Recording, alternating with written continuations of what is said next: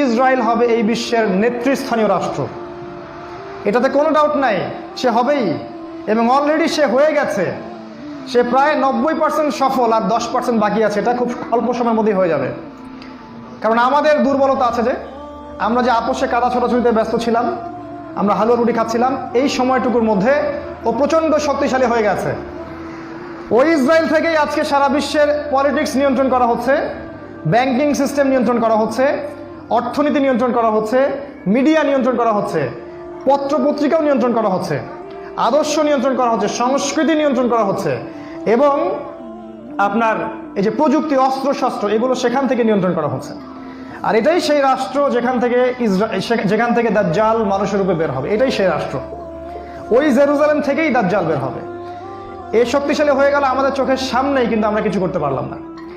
এই যখন শক্তিশালী হয়ে গেছে, তখন সামনে একটা মহাযুদ্ধ লঞ্চ করবে, যেখানে 80টা দেশ পৃথিবীর একত্রিত হয়ে যাবে এবং প্রত্যেকটা দেশের আন্ডারে থাকবে 12,000 করে সৈন্য। এবং এই যুদ্ধে প্রত্যেক 100 জন সৈনিকের মধ্যে 99টা সৈনিক মারা যাবে এই যুদ্ধে। এটা হবে পারমাণবিক যুদ্ধ, আপনার সামনেই করান আছে। এরা যে স্বপ্ন দেখায় ভিশন 20, 30, 50, 100, এগুলো সব বোগাস। এতদিন পর্যন্ত এই ওয়ার্ল্ড আর সার্ভাইভ করবে বলে আমরা মনে করি না। আল্লাহু আ'লাম বিসওয়াব, আল্লাহ পাক ভালো জানেন। আমাদের রিসার্চ হচ্ছে এতদিন পর্যন্ত ওয়ার্ল্ড সার্ভাইভ নাও করতে পারে, না করার সম্ভাবনা 95%। এই মালহামার পরে ইমামুল মাহদী আসবেন শেষের দিকে, এবং তিনি মুসলিমদের হাল ধরবেন এবং প্রচুর সংখ্যক মুসলিম এই যুদ্ধে মারা যাবে। প্রচুর সংখ্যক, প্রচুর, তাদের সংখ্যা অগণিত। কিছু মুসলিম যুদ্ধের মাঠ থেকে পালিয়ে যাবে, যাদেরকে আল্লাহ পাক মাফ করবেন না, আর অল্প কিছু মুসলিম বাকি থাকবেন, যাদের হাতে আল্লাহ রাব্বুল আলামিন এই যুদ্ধের শেষের দিকে গিয়ে বিজয় দান করবেন ইনশাআল্লাহ। এবং আমাদের খোরাসান থেকেও একটা বাহিনী যাবে, যারা জেরুজালেম পর্যন্ত পৌঁছে যাবে, ইমামুল মাহদীর সাথে যোগ দিবে।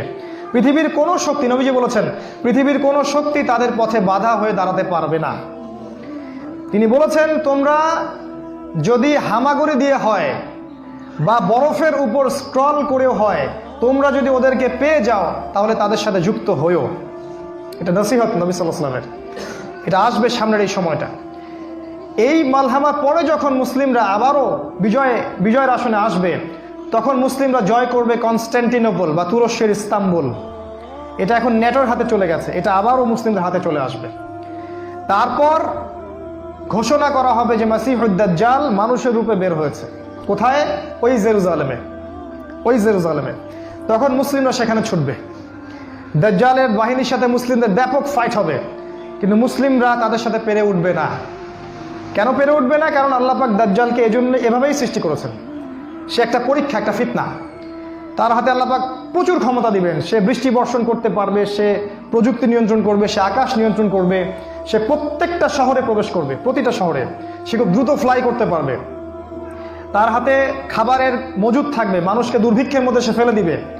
যারা তার আনুগত্য করবে সে তাদেরকে খাবার দিবে, মানে ইকোনমিক প্রোগ্রেস দিবে। যারা ওকে অনুসরণ করবে সে তাদেরকে সোনা রূপা দিয়ে দিবে। যারা ওকে অস্বীকার করবে সে তাদেরকে দুর্ভিক্ষ দিবে, মেরে ফেলবে। এক কথায় যারা দাজ্জালকে অনুসরণ করবে তাদের প্রত্যেককে দাজ্জাল প্রোগ্রেস দিবে, উন্নতি অগ্রগতি দিবে, তাদের জিডিপি বাড়তে থাকবে এক কথায়। আর যারাই মাসিহুদ দাজ্জালের বিরোধিতা করবে তাকে সে একদম ধ্বংস করে ফেলবে, একদম ধ্বংস। অর্থনৈতিক দিক থেকে, শারীরিক দিক থেকে রাষ্ট্রগুলো আক্রমণ করবে, সে পুরো ম্যাসাকার করে ফেলবে। তার হাতে আল্লাহ পাক এরকম ক্ষমতা দিবেন। এই জন্য মুসলিমরা তাদের সাথে পেরে উঠবে না। তাহলে কি হবে?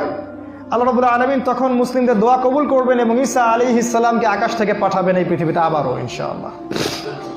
এবং ঈসা আলাইহিস সালাম সিরিয়ার দামেস্কে সাদা মিনারের উপরে নামবেন এবং ইমামুল মাহদীও সেখানে থাকবেন। সেখানে ফজরের নামাজ পড়া হবে, ইমামুল মাহদী ইমামতি করবেন, আর এই ঈসা আলাইহিস সালাম পিছনে মুক্তাদি হয়ে থাকবেন। এটা আমাদের জন্য গর্বের বিষয়। এরপরে ঈসা আলাইহিস সালাম বলবেন যে অবরোধ তুলে দেওয়া হবে, মসজিদের দরজা খুলে দেওয়া হবে এবং ঈসা আলাইহিস সালামকে দেখা মাত্রই মাসিহুদ দাজ্জাল পালাতে শুরু করবে এবং দাজ্জালের বাহিনী অর্থাৎ ইহুদি খ্রিস্টান সভ্যতার সাথে মুসলিমদের যুদ্ধ হবে। নবী সাল্লাল্লাহু আলাইহি ওয়াসাল্লাম বলেছেন, হাদিসে শোনেন, নবীজি বলেছেন লাতুকাতিলুন্নাল ইয়াহুদ, শেষ জামানায় তোমরা অবশ্যই ইহুদিদের সাথে যুদ্ধ করবে, অবশ্যই করবে।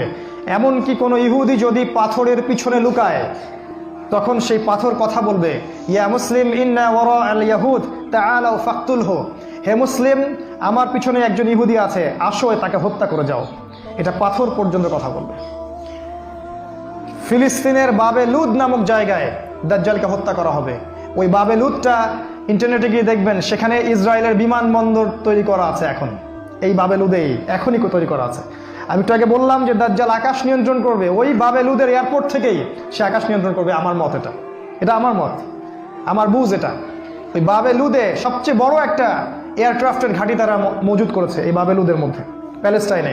আর ওই জায়গায় ঈসা আলাইহিস সালাম এই মাসিহুদ দাজ্জালকে হত্যা করবে। এরপরে ঈসা আলাইহিস সালাম জেরুজালেম থেকে ইমামুল মাহদিকে সাথে নিয়ে পুরো বিশ্বে ইসলামী খেলাফা বাস্তবায়ন করবে। পুরো বিশ্বে নবীজি বলেছেন, একটা পাকা বাড়ি একটা কাঁচা বাড়িও বাদ থাকবে না যেখানে ইসলামের কালিমা লা ইলাহা ইল্লাল্লাহ প্রবেশ করবে না।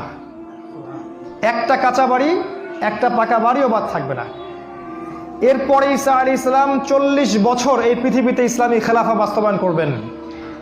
নবীজি বলেছেন, পৃথিবীতে কোনো জুলুম থাকবে না, কোনো রকমের অন্যায় পাপাচার থাকবে না।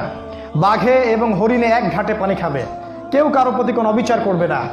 এক একটা ফল হবে বিশাল বিশাল, আল্লাহ পাক বরকতের দরজা সব খুলে দিবেন। প্রচুর বৃষ্টিপাত হবে, মাটি উর্বর হবে, প্রচুর সুজলা সুফলা হয়ে যাবে এই পৃথিবীটা। আবারও আগের অবস্থায় চলে আসবে পৃথিবীটা ইনশাআল্লাহ। কোনো দূষণ থাকবে না, কিচ্ছু থাকবে না ইনশাআল্লাহ।